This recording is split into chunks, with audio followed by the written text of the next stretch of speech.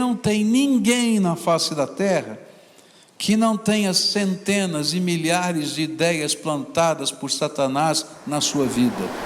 Mas o que você faz com essa semente é sua responsabilidade. Ao anoitecer, Jesus chegou com os 12.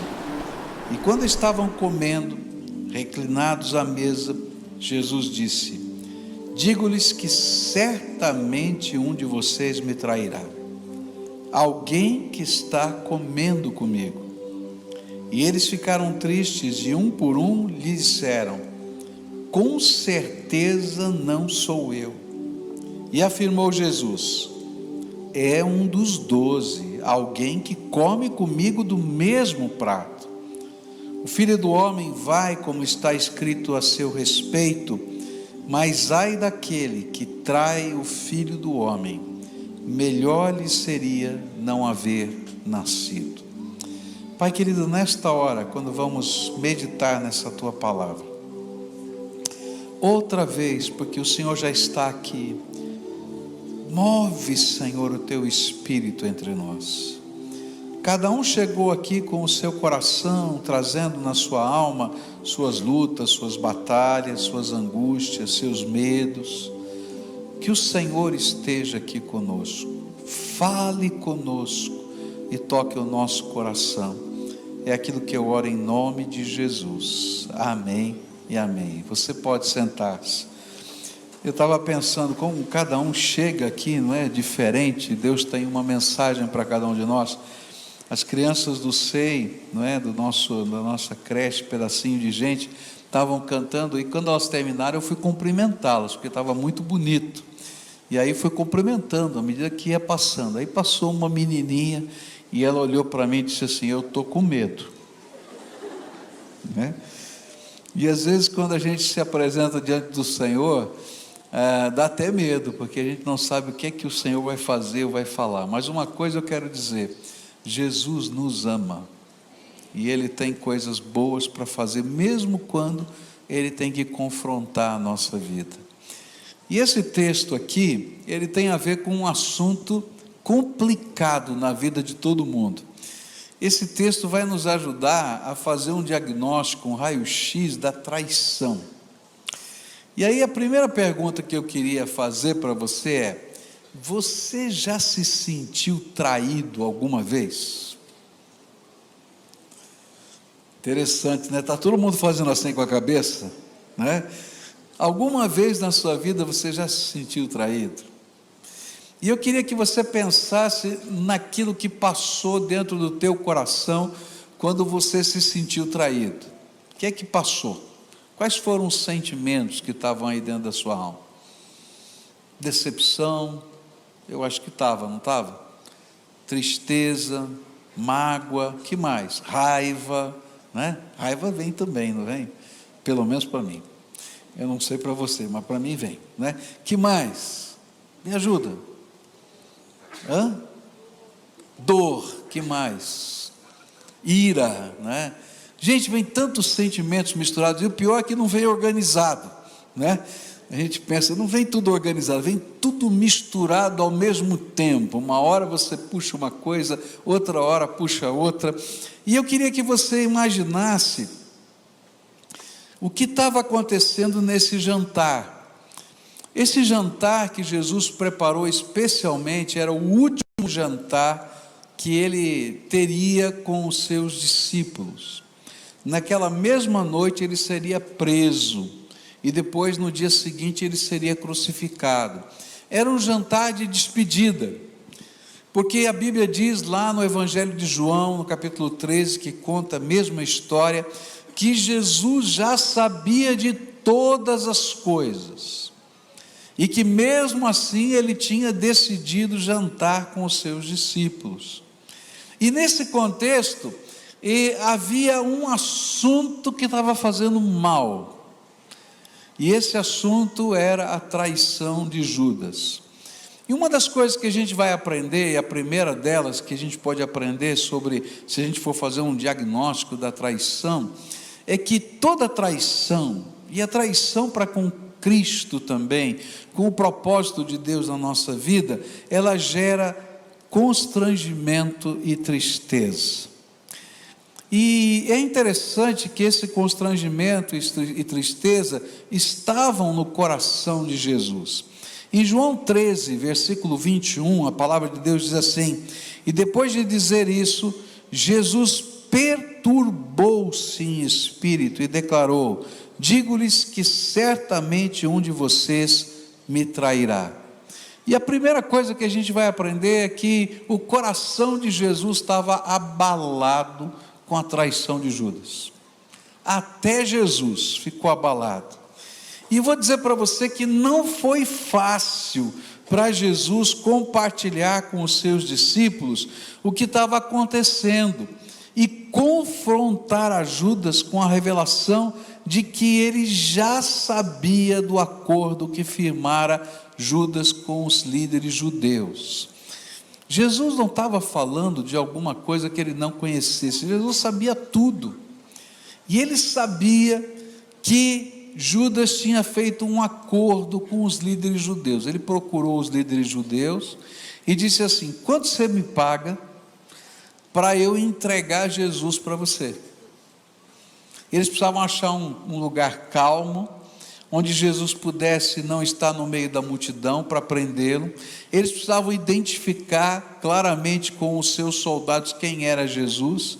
Eles precisavam saber o horário, eles precisavam saber a agenda de Jesus. E ele falou: ok, eu tenho tudo isso, quanto você paga? E aí diz a Bíblia que os líderes judeus ficaram contentes com essa proposta, pesaram 30 moedas de prata e disseram: está aqui o preço. E aí ficou tudo acordado. E naquele jantar, Jesus sabia, não porque alguém tinha contado, mas porque ele é o Filho de Deus e conhece todas as coisas. E aquilo estava engasgado. Você já ficou engasgado? Eu acho que estava engasgado em Jesus esse negócio. Estava lá, travado. Por quê? Porque a traição faz doer a alma. E quem pode esconder do Senhor do universo as suas traições? E sabe por que dói a traição, especialmente para com Cristo? Por causa do amor dele que está sendo desprezado. Jesus tinha escolhido Judas para ser seu apóstolo. Jesus tinha investido 3 anos do seu ministério treinando Judas. Jesus tinha feito um monte de milagres que Judas tinha participado e visto. Se não bastasse isso, Jesus tinha derramado o poder dele sobre Judas. A Bíblia diz que Jesus tinha dado, quando mandou os seus discípulos em missão, poder aos apóstolos para curar enfermos e expulsar demônios. E um dos apóstolos que recebeu poder para curar enfermos e expulsar demônios foi Judas. E ele curou enfermos e expulsou demônios. Jesus tinha perdoado uma série de deslizes de Judas, porque Jesus sabia que de vez em quando Judas, que era o tesoureiro, metia a mão na bolsa e roubava algumas coisas. Mas agora, o que estava doendo no coração era que Judas tinha decidido ser um instrumento pelo qual ele seria levado à cruz. No texto aqui fica claro que Jesus estava preparado para a cruz, ele sabia da cruz, ele sabia que ele teria que morrer na cruz pelo perdão dos nossos pecados, mas ele não estava preparado para a traição. A traição do filho na fé, do seu amigo, do seu irmão e do seu apóstolo. Toda vez que nós traímos Jesus, esse é o sentimento que produzimos no coração do nosso Senhor. Porque Ele nos ama. E o pior é que não dá para esconder dele o que a gente faz de errado. Há algum tempo atrás, Michel estava orando, e Deus falou ao coração dele para ligar para um jovem aqui da igreja. E aí, ele, no meio da oração, falou: tá bom, vou ligar. Não sei, acho que Deus quer que dê uma palavra de carinho, de afeto. Ligou, caiu na caixa postal. Aí ele continuou orando, o Senhor falou para ele: não, insiste lá, toca de novo, você vai falar com ele agora. E aí então ele ligou outra vez, caiu na caixa postal. Ele falou: Deus, eu acho que não é para agora não, acho que eu entendi errado. O Senhor continuou orando, o Senhor falou: insiste de novo, continua insistindo. E ele ficou lá, insistindo no telefone. De repente atende o menino do outro lado. E o interessante é como Deus coloca as palavras, que a gente não sabe o efeito que terão, mas que vieram do Senhor, sem que a gente saber que tenham vindo do Senhor. Só para a gente poder saber que Ele nos confronta, ainda que doa no seu coração o confronto. E aquilo que Michel perguntou foi, naturalmente, né? Quando a gente pega o telefone, a gente pergunta, né? Tudo bem com você? Você está bom? Como é que você está? Mas ele perguntou: onde você está? Interessante isso. E ele estava num motel fazendo tudo que estava de errado na vida dele. E o Senhor vai lá e toca o coração naquela hora. E o negócio é tão sério que ele diz onde está.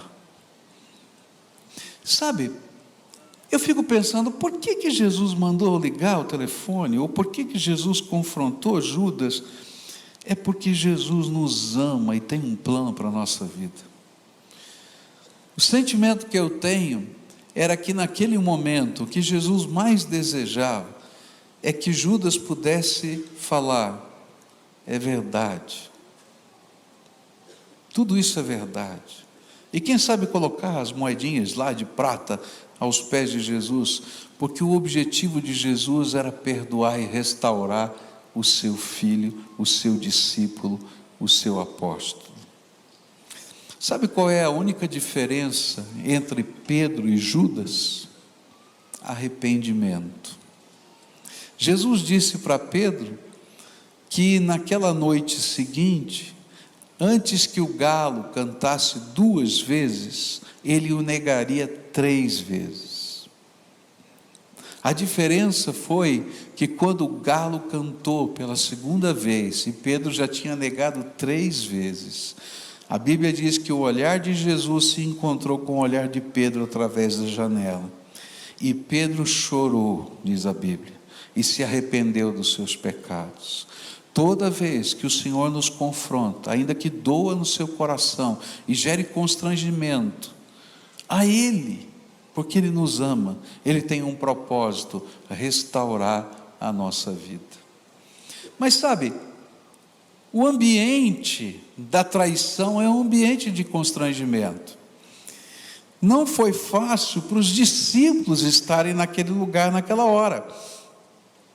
A Bíblia diz no verso 19, que eles ficaram tristes e um por um lhe disseram: com certeza não sou eu. É interessante isso, porque eu não sei se você já esteve num lugar que deu uma confusão sobre traição, né? O ambiente fica horrível, porque a traição gera um mal-estar em todas as pessoas que se veem envolvidas neste ambiente, e a gente não sabe como reagir. Eu me lembro de um filme antigo que eu assisti há muitos anos atrás, que falava de um marido e uma mulher que se separavam por causa de uma traição, e o nome do filme era Com Quem Ficam os Amigos, porque depois disso, então havia todo um problema. A gente convida para vir na nossa casa, não pode convidar os 2 ao mesmo tempo, de repente o outro fica sabendo que não foi convidado, não é? E aí se sente preterido, do outro lado a mesma coisa acontece, e todo mundo se sente mal, não é verdade? Agora, na vida também espiritual acontece isso. Você já pegou no flagra alguém fazendo alguma coisa errada no meio do povo de Deus? Eu já peguei um monte. É incrível isso, né? Gente, é tão esquisito, a gente não sabe se confronta, se faz de conta que não viu, não é verdade? gente se sente mal. Não tem nada a ver com isso, mas a gente se sente mal. E era isso que estava acontecendo no meio dos discípulos. Agora, sabe o que é pior? Que a única pessoa que não estava se sentindo mal era Judas. Quando a gente continua lendo aqui esse texto, a gente vai perceber que mesmo Judas sabendo que Jesus já sabia, ele continuava atuando como se nada fosse com ele, dissimulado. E ele se apresenta a Jesus da mesma forma como todos os outros discípulos se apresentaram. E ele vai dizer para Jesus: com certeza não sou eu. Interessante isso. Isso não está na Bíblia, está na minha cabeça. Presta bem atenção que eu estou falando que está na minha cabeça. Porque a Bíblia diz, não diz a ordem com que os discípulos falaram para Jesus: com certeza não sou eu. Na minha cabeça, não está na Bíblia, está na minha cabeça. Eu acho que Judas foi o último. Eu acho. Por quê? Porque ele esperou para ver o que ia acontecer. Aí vai lá o primeiro, vai o segundo, vai o terceiro, vai o 11º. Aí ele tem que ter, vamos dizer assim, pelo menos eu vou limpar minha barra diante de todo mundo. E ele vai lá como 12º. E como 12º ele se aproxima e diz em voz alta para Jesus: com certeza não sou eu. Mas ele não esperava o que ia acontecer em seguida. Também não está na Bíblia, mas eu acho que Jesus falou baixinho só para Judas. E então Judas, que haveria de traí-lo, disse: com certeza não sou eu, mestre. E Jesus afirmou assim: sim, é você.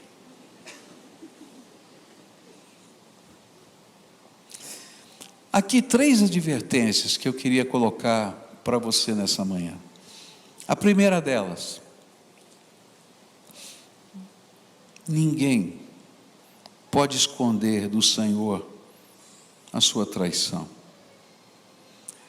Pode ser que ninguém mais esteja vendo, mas Jesus está vendo. Jesus está vendo. Jesus está vendo. Não dá para a gente esconder de Jesus o que vai no nosso coração, o que vai na nossa vida, o que a gente faz ou deixa de fazer, o que a gente pensa, o que a gente não pensa. Então não engane você mesmo, Jesus sabe.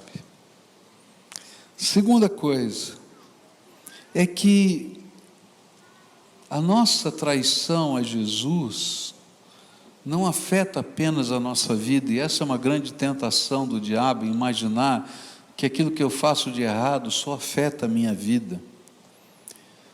Mas isso machuca e afeta as pessoas que nos amam e que estão do nosso lado. Porque todo mundo está vendo, menos você, que a tua rota é uma rota que vai levar à desgraça. E sabe, mesmo que você não queira, as pessoas sofrem junto com você. Choram por sua causa, porque dói no coração. Dói. Às vezes a gente não acha que eles vão perceber, mas eles percebem.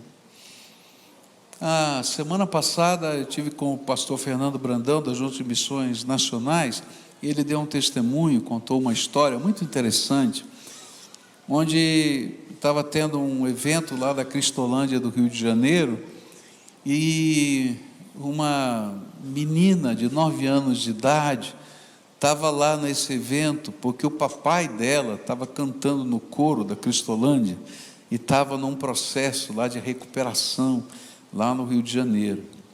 E aí então ele chegou para aquela menina de 9 anos e deu um abraço nela, disse: você está feliz? E ela falou: estou, porque Jesus está transformando meu pai.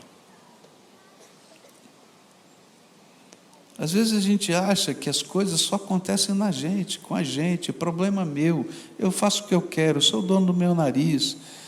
Mas toda vez que a gente peca, que a gente erra, que a gente trai o propósito do Senhor na nossa vida, não apenas o coração de Jesus se entristece, mas nós geramos dor na vida de pessoas que nos amam, porque conseguem elas perceberem a nossa rota, para onde a gente está indo, ainda que a gente não consiga perceber. Terceira coisa que a gente pode aprender com esse princípio, com essa característica aqui, é que o teatro do traidor pode enganar temporariamente algumas pessoas, mas Jesus mesmo há de revelar a verdade a todos. Sabe, você pode se enganar e pode tentar enganar muita gente, mas se você tem temor de Deus na sua vida, e se um dia você já teve um encontro com Jesus, Jesus vai publicar no jornal o teu pecado, literalmente, porque Ele ama você e não quer que você se perca. E aí Ele vai usar de várias táticas de confrontação. E presta atenção, hein? Praga de pastor pega, viu? Ele publica mesmo no jornal, viu? Hoje de manhã a gente teve o culto fúnebre, não é? Do nosso irmão João Charles, e estava o neto dele lá, um dos netos dele, melhor, bisneto dele. E aí, durante os cultos do missionário, eu falei, né? Falei assim: olha, eu estou orando a Deus para você perder o sono. Quem estava aqui lembrou, né? Que Deus te incomode, que você perca o sono. Aí lá no culto fúnebre, chegou o menino, sentou do meu lado e disse assim: pastor, eu estou sem sono, eu perdi o sono. Eu falei: e já tomou uma decisão? Eu vim aqui para dizer para o senhor que eu já tomei a decisão, agora eu posso dormir. Quero marcar um encontro com o senhor, porque eu quero dar os próximos passos. Sabe, o que Jesus faz na nossa vida, Ele é um mover da graça. Às vezes Ele publica no jornal, faz a gente perder o sono, porque Ele tem planos para a nossa vida, Ele tem alvos, Ele tem algo tremendo para realizar. E enquanto a gente está se enganando, tentando enganar os outros, a gente está se perdendo no processo. Mas há uma segunda coisa que eu queria compartilhar com você ainda nessa manhã, é que a traição, ela não acontece por acaso, ela é um processo na nossa vida. E como é que funciona esse processo? Primeira coisa, lá em João capítulo 13, versículo 2, a Bíblia diz assim: o diabo já havia posto no coração de Judas, filho de Simão Iscariotes, a ideia de trair Jesus. Eu quero dizer para você que todo pecado, toda falha, todo afastamento de Deus, toda ruptura, toda disruptura até familiar, pessoal, ela não começa por acaso, ela começa com uma ideia, com um pensamento. E a Bíblia diz: quem semeia esse pensamento? Quem semeia esse pensamento é Satanás, porque a Bíblia diz que Satanás só veio para matar, roubar e destruir. E se tem alguém que quer matar, roubar e destruir em todos os aspectos a nossa vida, a nossa família, a nossa comunhão com Deus, é Satanás. E como é que ele faz isso? Ele planta uma ideia. E eu quero dizer para você que não tem ninguém na face da terra que não tenha centenas e milhares de ideias plantadas por Satanás na sua vida. Você e eu somos alvo dessa semeadura satânica. Não tem como fugir disso. Mas o que você faz com essa semente é sua responsabilidade. Satanás colocou um pensamento na ideia, na cabeça de Judas: acho que dá para ganhar alguma grana se eu trair Jesus. Foi um pensamento, só um pensamento. E eu acredito que se Judas fosse confrontado e alguém dissesse para ele: olha, toma cuidado, hein? Não está legal, o teu jeito está estranho, está diferente. Ele dizia: que pensa? Eu sou do colégio apostólico. Espera aí, que negócio é esse? Queridos, eu e você estamos sendo alvos da semeadura de Satanás, envolvendo várias áreas da nossa vida, áreas que talvez você diga para você mesmo: olha, isso na minha vida de jeito nenhum, mas o inimigo está lançando sementes, e o que ele quer é que um dia você pegue uma dessas sementes e acalente, aconchegue, e à medida em que isso vai acontecendo, ele vai passar para o próximo passo.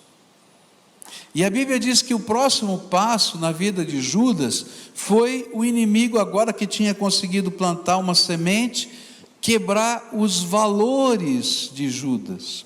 E o valor que foi corrompido no coração de Judas, foi a questão do significado, do alvo da vida. E ele começou a perceber que grana era o alvo da sua vida. E é por isso que ele começou a meter a mão na bolsa, porque grana passou a ser o alvo da sua vida. E por isso vender a entrega de Jesus passou a ser algo interessante, porque grana era o alvo da sua vida, e os valores que ele tinha, de missão, de fé, aquilo que ele tinha partilhado do poder de Deus, de andar com Jesus, ficaram em segundo plano. Ele continuava no colégio apostólico, ele continuava curando pessoas e expulsando demônios, mas agora tinha uma semente maligna no coração dele, e tinha também uma quebra dos valores. Eu quero dizer para você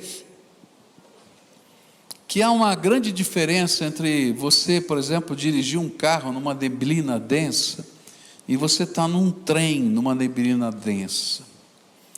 Se você está dirigindo o carro numa neblina densa, muito provavelmente você não vai conseguir chegar onde você quer, você vai ter que dar uma parada e esperar a neblina passar. Mas se você estiver num trem, se o maquinista daquele trem mantiver a velocidade, não é? A velocidade de cruzeiro, a velocidade de segurança, ele pode seguir direto a sua rota. Sabe por quê? Porque ele tem trilhos no chão. E os trilhos estão levando exatamente onde ele deveria chegar. Na nossa vida é assim: Satanás lança a semente, e ele começa a mexer nos nossos valores, e logo em seguida ele mexe no cenário da nossa vida. E no cenário da nossa vida ele deixa as coisas confusas, nubladas, como se uma densa neblina estivesse nos envolvendo. E a gente diz: bom, e agora? O que eu faço? Como é que eu vou decidir? De que jeito eu vou fazer? Porque o cenário está confuso, as coisas parecem estranhas demais. E eu quero dizer para você: siga os trilhos dos valores que Deus já colocou na tua vida, que você vai chegar a bom termo. E sabe, muitos de nós, se não todos, estamos passando por momentos assim na nossa vida. E nós somos confrontados pelo inimigo. O que aconteceu com Judas é que ele permitiu que a semente brotasse e que os trilhos saíssem. E ele mudou a sua percepção e visão do mundo. E aí, trair Jesus não tinha todo esse significado. Abandonar o colegiado também não tinha nenhum outro significado. O que importava eram os novos valores. O que eu creio é que se hoje o Senhor está confrontando você, é porque Ele tem um plano para a sua vida e ama você. E vou dizer para você, confrontar um filho dói.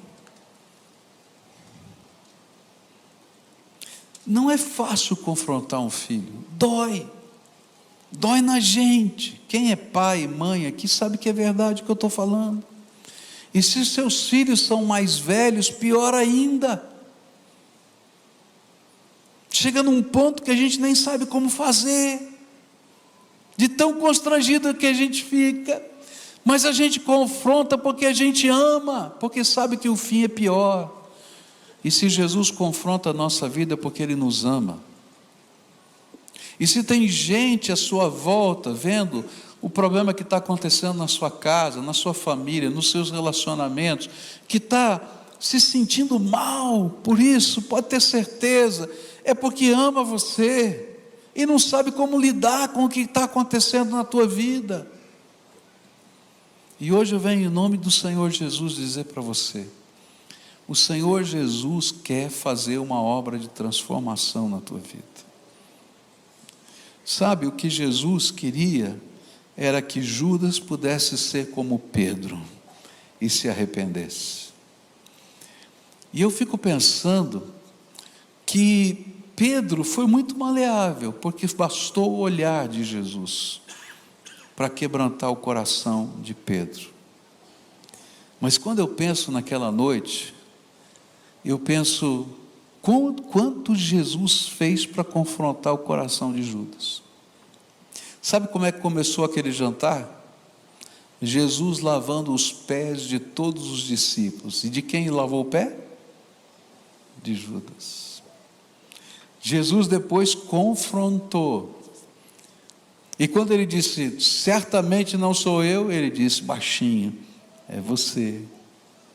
E aí chega um discípulo e diz, quem é?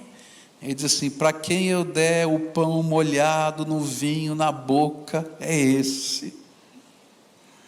E adivinha o que ele faz? Ele molha o pão no vinho e coloca na boca de Judas, para dizer, Judas, é você, cara, presta atenção no que está acontecendo.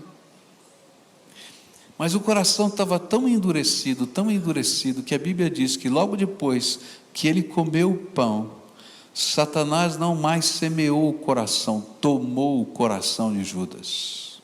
Está lá na Bíblia, em João 13. E aí então, quando Jesus viu que a dureza de coração era absoluta, ele disse, o que você tem que fazer, faz logo, sai daqui, resolve logo o que você tem para fazer.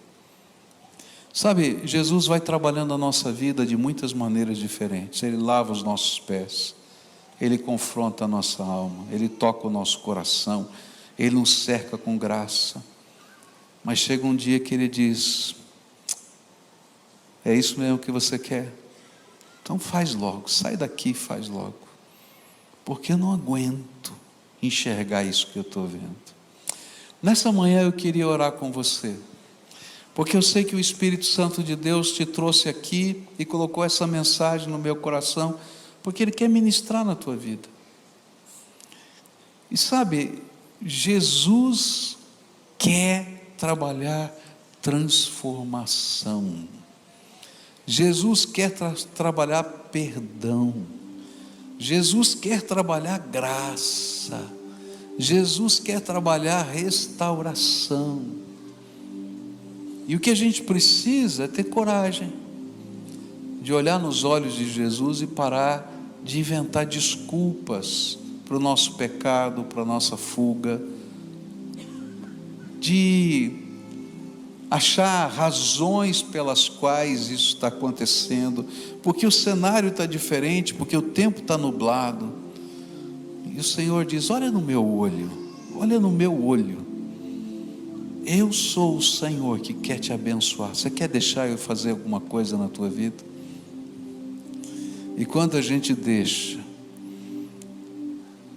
mesmo que a gente tenha negado Jesus 3 vezes numa mesma noite, Ele nos restaura e marca o encontro na Galileia. Mas se a gente não quer, Ele não pode fazer nada por nós. Essa manhã eu queria orar com pessoas a quem o Espírito Santo está falando. E está na hora de voltar, está na hora de deixar Deus fazer a obra dele na sua vida. Está na hora de confessar pecados. Está na hora de deixar que o confronto se transforme em bênção. Está na hora de permitir que a boa mão do Senhor te ajude a caminhar os próximos passos. Eu fico pensando que maior parte do tempo, do último jantar de Jesus, ele gastou com Judas. Porque ele queria ver algo novo na vida daquele homem. E quando eu olho para o final da história, eu vi que a decisão de Judas não o levou a nada. Ele perdeu o seu nome, a sua reputação, ele perdeu os seus amigos, ele perdeu Jesus. Ele tentou devolver as moedas de prata e nem quem pagou queria receber. Ele perdeu o sentido da vida e se matou, porque não tinha sobrado nada. Sabe, gente, não deixa chegar o tempo de não sobrar nada. Permita que a graça de Deus venha para que você possa viver tudo que Ele preparou para você. Se hoje o Espírito Santo de Deus está falando com você, e se Ele te trouxe aqui para tratar o teu coração, da semeadura de Satanás, dos valores que estão se quebrando, às vezes, quem sabe, da dissimulação, de fazer de conta que está bem e não está bem, eu queria orar por você nessa manhã, e vou te pedir uma coisa difícil, você sair do seu lugar para a gente orar junto. Sabe por quê? Porque daqui a pouco você vai sair do seu lugar para ir lá fora e continuar fazendo o que você decidiu fazer. Então, que melhor tempo seria esse, senão o de você sair do seu lugar para fazer o que Jesus quer que você faça. Então, se o Senhor está te falando, vai saindo do teu lugar, deixa eu orar por você e a gente apresentar a tua vida em restauração, em conselho, em orientação na presença de Deus. Se o Senhor está falando, vai saindo, pode vir para cá, vem para cá. Se você está lá em cima, vem. Se está havendo uma situação de família, não é? Que precisa haver conserto, não necessariamente traição, mas o coração está magoado, vem para cá hoje, eu quero orar para que haja restauração, conserto na vida, tá? Que só Jesus pode fazer. Então, se o Senhor está falando com você, vem para cá hoje, em nome de Jesus, vem para cá, deixa Jesus tratar a tua vida. Ele tem algo tremendo para fazer no teu coração e na tua vida. Vem para cá, em nome de Jesus, vem. Se o Senhor está falando com você, deixa o Espírito Santo de Deus trabalhar isso no teu coração. E responde a voz do Senhor na tua alma. Há coisas que não dá para a gente falar com ninguém, mas que dá para falar com Jesus. Eu acho que naquela hora que Jesus falou baixinho, é você. Era a hora de Judas dizer, sou eu. E essa era a diferença dos homens que Deus na Bíblia restaurou. Davi foi um deles, quando Natan disse, você é esse homem? E ele disse, de fato, sou eu. E aí o Senhor pôde fazer uma obra restauradora na vida. E a gente vai orar juntos agora, tá? Estou esperando você chegar aqui para a gente orar, e a gente vai clamar ao Senhor juntos aqui. Há coisas que o Senhor quer fazer aqui entre nós, não é? A primeira oração eu não posso fazer, só você pode fazer, porque eu não sei. O que é que Jesus falou com você hoje? E o que você precisa falar com Ele agora? Então agora, você vai pegar as tuas 30 moedinhas. Elas provavelmente estavam escondidas. E você vai colocar nas mãos do Senhor Jesus. Senhor, essas são as minhas moedinhas. E dá nome para essas moedinhas. Olha, meu coração está assim, minha atitude está desse jeito, minha visão do mundo está assim. Eu tenho tomado tais e tais atitudes que não correspondem à tua vontade na minha vida. E eu quero acertar isso contigo.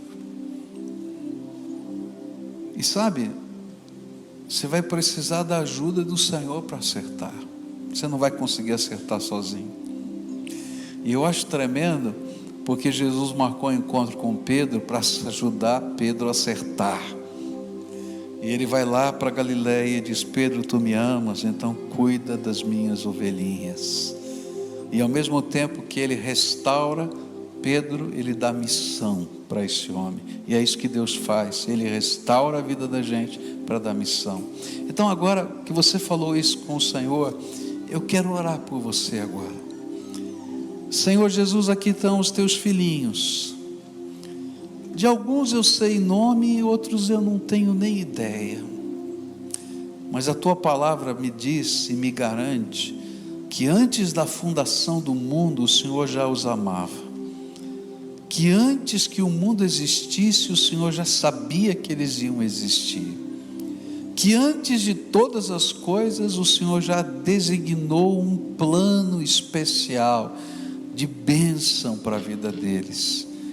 E nesta hora eles estão aqui para dizer: Senhor, eu andei fora dos teus caminhos, eu andei de uma maneira que não alegrou o teu coração, e eu não sei o que é, e ninguém aqui tem condição nenhuma de julgar nada, porque todos nós temos sido alvos da semeadura de Satanás, e ela trabalha dentro da nossa mente. E todos nós somos tentados por um mundo cheio de neblina a imaginar que a gente não sabe o caminho, quando o Senhor mesmo disse: eu sou o caminho, a verdade e a vida, e ninguém vem ao Pai senão por mim. E nesta hora, Pai, eu quero te pedir que o sangue de Jesus, o teu sangue vertido na cruz do Calvário, para perdão dos nossos pecados, possa começar a purificar, Senhor, todo o pecado. E que, Senhor, tu possas colocar agora um selo, um anel de compromisso, que vai ser, Senhor, o Espírito Santo dentro do coração desses teus filhos. Renova, Pai, a alegria, renova, Senhor, a visão, derrama o teu poder, derrama, Senhor, a tua graça, e que esses teus filhinhos sejam amados do Senhor e envolvidos pelo Senhor. Restaura-os, Senhor, de tal maneira que, como Pedro, eles possam cumprir todo o propósito que o Senhor preparou para a vida deles. Ó Pai, que as famílias que estão aqui possam viver tempos de perdão e restauração. Que pessoas que estão magoadas e magoaram possam ser tratadas pelo teu amor. Que o Senhor revele a tua grandeza outra vez na vida deles. É aquilo que eu oro em nome de Jesus. Amém e amém. Amém, tá? Uma coisa para você antes de você ir embora, tá? Esse Jesus que restaurou a sua vida marcou um encontro com você. Quando você for para sua casa, separa um tempo hoje, senão amanhã você vai esquecer. Tranca a porta do seu quarto para bater um papo com Jesus e dizer: Senhor, qual é o próximo passo? Me ensina, me orienta. E Ele vai falar com você, porque Ele é o seu Senhor, e Ele vai te dar missão. Se tem questões na família, reúne a família, tá? Não para acusar, não para brigar, porque vocês já fizeram isso um monte, tá? Mas para se perdoarem. Começa dizendo o que tem de errado na sua própria vida, não na vida do outro. Na minha própria vida está errado isso. E sabe, orem uns pelos outros, pedindo que Deus dê graça. É assim que começa a restauração, tá bom? Então andem com Jesus, Ele é o autor e consumador da nossa fé, tá bom?